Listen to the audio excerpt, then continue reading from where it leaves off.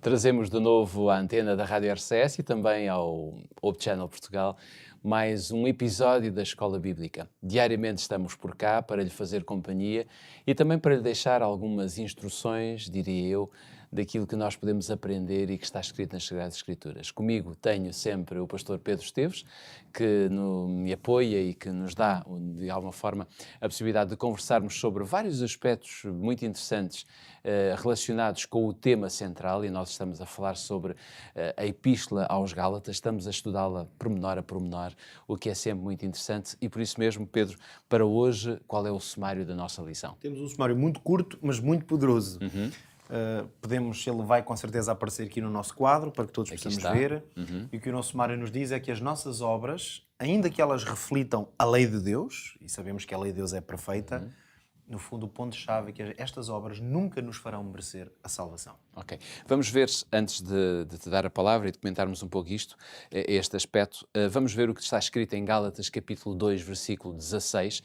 Se tem a sua Bíblia consigo, pode abrir, Gálatas 2, versículo 16, ou então siga a leitura através da nossa ardósia, que diz: sabendo que o homem não é justificado pelas obras da lei, mas pela fé em Jesus Cristo, temos também crido em Jesus Cristo para sermos justificados pela fé em Cristo e não pelas obras da lei, porquanto pelas obras da lei nenhuma carne será justificada. Paulo, nesta passagem de Gálatas, capítulo 2, versículo 16, ele apresenta por 3 vezes a mesma expressão, dizendo que uma pessoa não é justificada pelas obras da lei. O que é que ele quer dizer com esta expressão, obras da lei? Compreender o conceito de obras da lei, de facto, é ir ao âmago, se quisermos, ao centro desta Epístola aos Gálatas. Nós estamos, digamos, a dar um título geral a esta série de programas, o Evangelho em Gálatas. É uma espécie de jogo, não é? De jogo de palavras, porque sendo a carta aos Gálatas um escrito de Paulo, nós usamos habitualmente o termo Evangelho para nos referirmos aos livros escritos pelos apóstolos, os 4 primeiros livros do Novo Testamento, que são, no fundo, a história de Cristo, e ali está a história da Boa Nova do Evangelho. Não há dúvida que o livro de Gálatas, ele encerra na sua essência a visão de Paulo acerca do Evangelho. Aliás, várias vezes por isso mesmo, o apóstolo se refere precisamente ao Evangelho que eu vos preguei, o Evangelho que vos ensinei, quando tinha estado nesta igreja, e lhes tinha dado, portanto, as bases teológicas, não é? e as bases para também a sua prática cristã.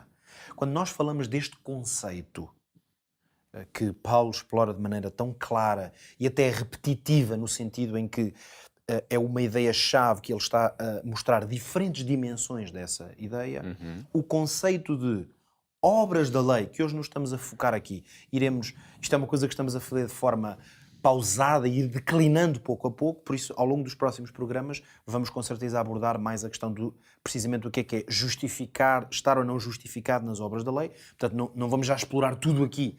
Não é? As pessoas que nos estão a ouvir ou a ver poderiam eventualmente estar na expectativa de já darmos aqui uma explicação, o que é a justificação pela fé. Nós estamos a ir passo a passo. Não é? Portanto, hoje, ao nos focarmos nesta ideia de que obras da lei é uma expressão que o apóstolo Paulo usa diversas vezes, como dizias aqui neste versículo, é um pequeno versículo, 3 vezes ele se refere precisamente à ideia de que nenhum homem é justificado pelas obras da lei.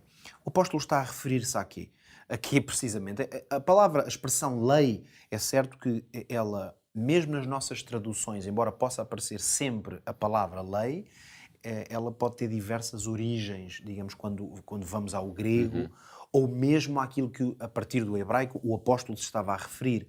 É evidente que a palavra lei pode fazer uma referência a todo o Pentateuco, porque ele também pode ser traduzido como lei. É evidente que são os 5 livros de Moisés, os primeiros da Bíblia, não é?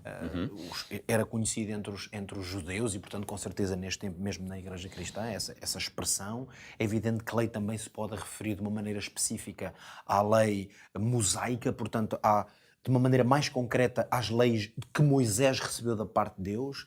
É evidente que, num outro sentido, lei pode até referir-se às várias ordenanças que Moisés não escreveu, mas que ao longo do tempo os rabinos e a liderança judaica foi criando ou mesmo uma referência mais específica aqui à lei moral, por assim dizer. Mas há um conceito-chave.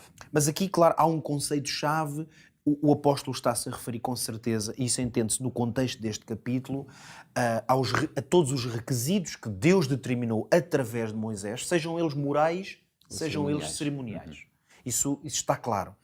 O conceito-chave aqui é saber se os méritos que podem vir à nossa vida por obedecermos à lei, e por isso é que é evidente que o apóstolo está a referir-se de uma forma mais abrangente, com certeza, à lei moral, assim como a lei cerimonial. A lei moral está com certeza incluída aqui, porque os maiores méritos, com certeza, ainda assim, há haver mérito para salvação na obediência à lei, claro, quase que numa escala de prioridades, isso estaria sempre mais na lei moral, porque ela reflete, reflete valores muito mais abrangentes e fundamentais. A verdade é que o que o apóstolo Paulo tenta, portanto, explorar, a partir desta compreensão de que lei é que ele está a falar, é a ideia de que a obediência à lei, a esta lei que Deus estabeleceu como ordem para o seu povo, nós não podemos, a nossa salvação não nos é garantida através de uma tentativa de obediência escrupulosa a essa lei. Portanto, nós nunca poderemos chegar ao ponto de ser tão corretos, tão assertivos na obediência à lei, que se chega ao ponto de dizer assim, ok, sou tão certinho na maneira como correspondo a estes critérios ou a estes requisitos que a salvação me está garantida. A esta problemática, a resposta de Paulo é claramente não. E nós percebemos por isso que uma das grandes preocupações de Paulo ao escrever a carta aos Gálatas é que, de forma manifesta, estavam a levantar-se vozes, com certeza até se calhar entre a liderança na igreja dos Gálatas, que iam na direção de dizer que se, através de determinados comportamentos, fossem o cumprimento de requisitos da lei moral, como seja, por exemplo, os 10 mandamentos.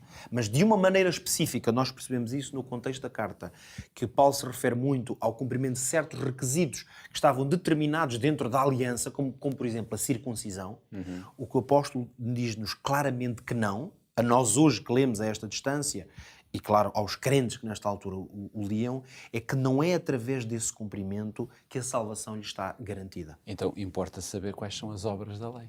Portanto, as obras da lei poderíamos resumir da seguinte maneira. São os comportamentos perfeitos, ou se quisermos, os supostos comportamentos imaculados de acordo com o que está prescrito na lei. Portanto, quando o apóstolo diz o homem não é justificado pelas obras da lei, talvez fique mais claro se o entendêssemos desta maneira. Ninguém é justificado através de a tentativa de comportar-se de maneira imaculada de acordo com o que a lei prescreve.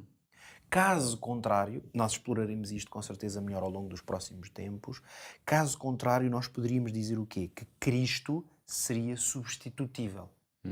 Ou seja, é possível alcançar este estado a que o apóstolo vai designar como sermos justificados na ausência de Cristo. Ora, uma vez que Cristo não é, e o papel de Cristo, não há nada que o ser humano possa fazer para o substituir, depreende-se, portanto, e esta é por isso é o âmago da mensagem do apóstolo Paulo, é fazer uma espécie de colocar em tensão a obra dos homens e a obra de Cristo. Então, podíamos terminar dizendo que obras da lei estão no sentido da salvação, estão em oposição à obra de Cristo. Como é que nós podemos aprender fazendo? Ou seja, como é que nós podemos colocar isto em prática? Nós devemos procurar fazer o melhor em tudo. Isso é uma evidência na vida que nós ensinamos até aos nossos filhos. Até na obediência à lei de Deus e esses requisitos e critérios, nós devemos procurar ser perfeitos, no sentido em que devemos procurar ser irrepreensíveis na maneira como estamos diante de Deus.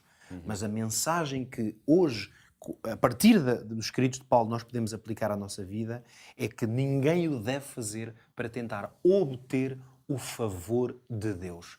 Porque o favor de Deus já nos foi concedido através de Cristo. E seria triste recusar o favor de Deus na tentativa de sermos nós a fazer-lhe um favor.